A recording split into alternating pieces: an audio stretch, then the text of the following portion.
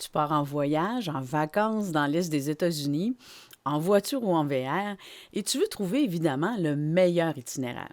Tu te demandes s'il va y avoir des payages, si c'est mieux de faire des détours pour les éviter. Eh bien, tu es au bon endroit.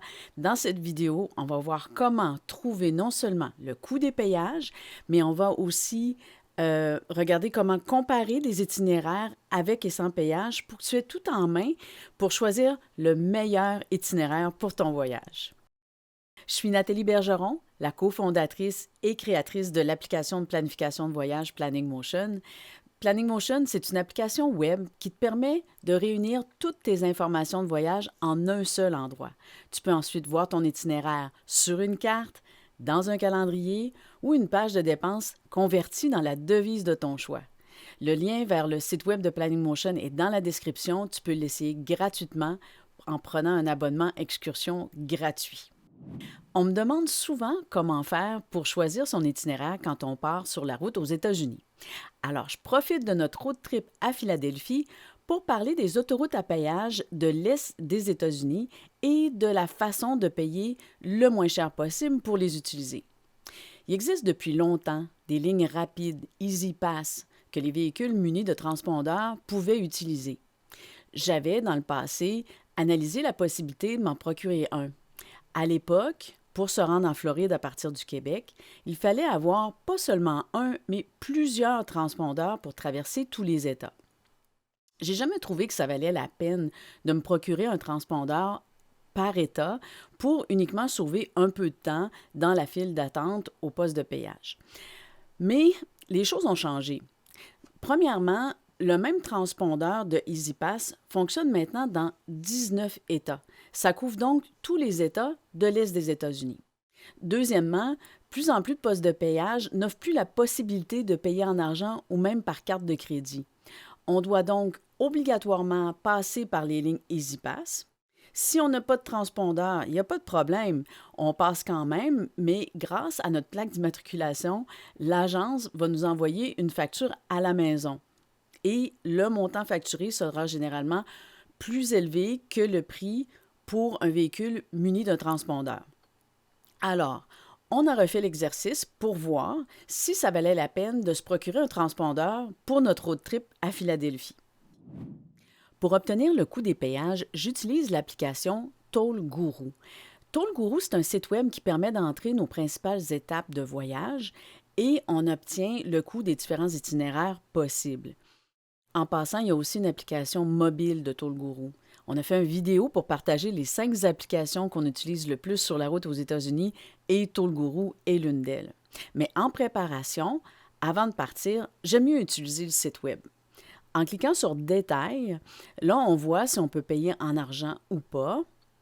On voit la différence de prix avec ou sans transpondeur. Donc, pour mon trajet pour le New Jersey Turnpike, je vois qu'il y a un prix différent si j'ai un transpondeur du New Jersey. Si j'ai un transpondeur du New Jersey, ça va coûter 12,78.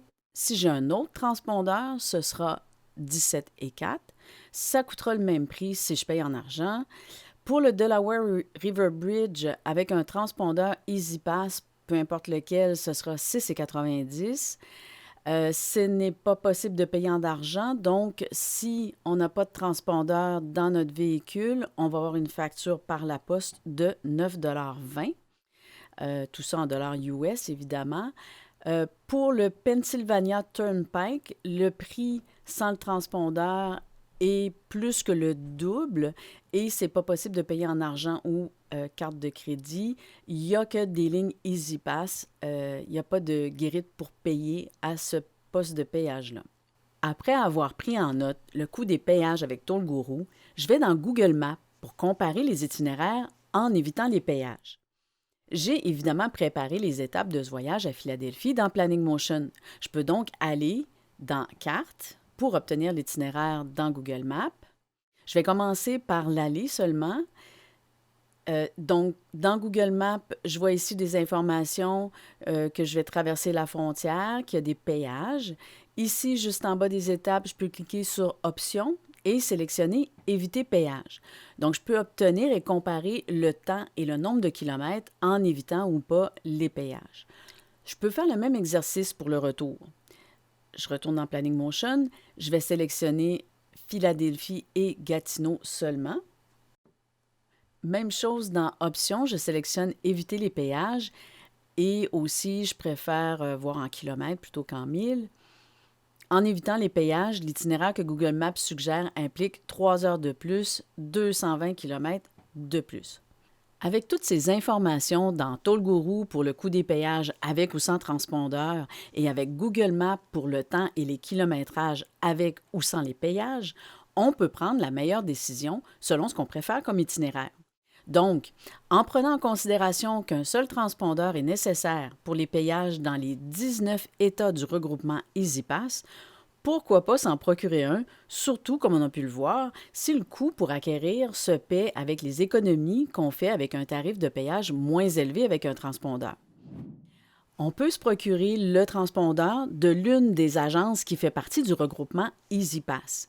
Celui de New York est très populaire auprès des Québécois. Pour avoir les informations exactes et à jour, j'ai mis le lien dans la description. Alors, on fait la demande en ligne. En ce moment, il coûte 25 en dollars américains et ce montant est en fait un crédit pour payer les péages. La livraison est gratuite, ça prend environ 2 semaines pour le recevoir. Pour le commander, on doit simplement créer un compte, entrer les renseignements demandés et le transpondeur est automatiquement activé. Mais étant donné que notre voyage à Philadelphie a été planifié à la dernière minute, on a décidé de faire venir le transpondeur de Unipass qu'on peut acheter sur Amazon. La principale différence avec celui de l'État de New York, c'est qu'on a dû le payer. On l'a acheté sur Amazon, mais on l'a reçu le lendemain. Il a des ventouses, on peut le mettre et l'enlever facilement, pas de velcro à coller sur le pare-brise. Pour l'activer, c'est similaire à celui de New York. Il faut aller sur le site web, créer un compte. Pour le numéro du transpondeur, il faut entrer celui qui est sur le transpondeur, créer un utilisateur, mot de passe. Pour que l'inscription fonctionne, comme souvent sur les sites web en anglais, il ne faut pas mettre d'accent ni dans notre nom, ni dans notre adresse. Et pour l'adresse au Canada, notre code postal pour Unipass, pas avec le formulaire de l'État de New York, mais pour Unipass, les lettres de notre code postal ne fonctionnent pas. Il faut mettre uniquement les chiffres et ajouter 00.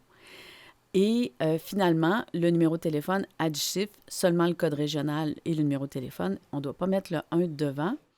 Ensuite, on doit ajouter un solde à notre compte, un minimum de 10 avec notre carte de crédit. Et j'ai aussi téléchargé l'application sur mon téléphone pour savoir où j'en suis dans le paiement des péages et ajouter des fonds au fur et à mesure selon ce que je prévois que les péages vont coûter en utilisant évidemment l'application TollGuru. C'est juste que ça peut prendre quelques jours avant que les péages apparaissent dans l'application, parfois même 3, 4, 5 jours. Il faut donc s'assurer de toujours avoir suffisamment de fonds dans le compte. Donc au final, en considérant le coût du transpondeur, le coût de parcourir plus ou moins de kilométrage en évitant ou pas les péages et aussi le coût des péages avec ou sans transpondeur, de notre côté, on a décidé de prendre un transpondeur pour notre voyage, même si, dans le fond, la différence n'était pas vraiment significative. On s'est dit qu'il allait nous faire économiser à long terme lors de nos voyages dans l'Est des États-Unis.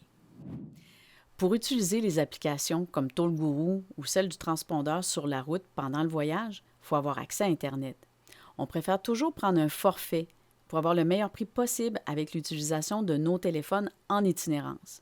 On a fait une vidéo spécifiquement sur les différentes options de forfait, de carte SIM locale et de carte eSIM pour l'utilisation de son téléphone et des données cellulaires en voyage aux États-Unis.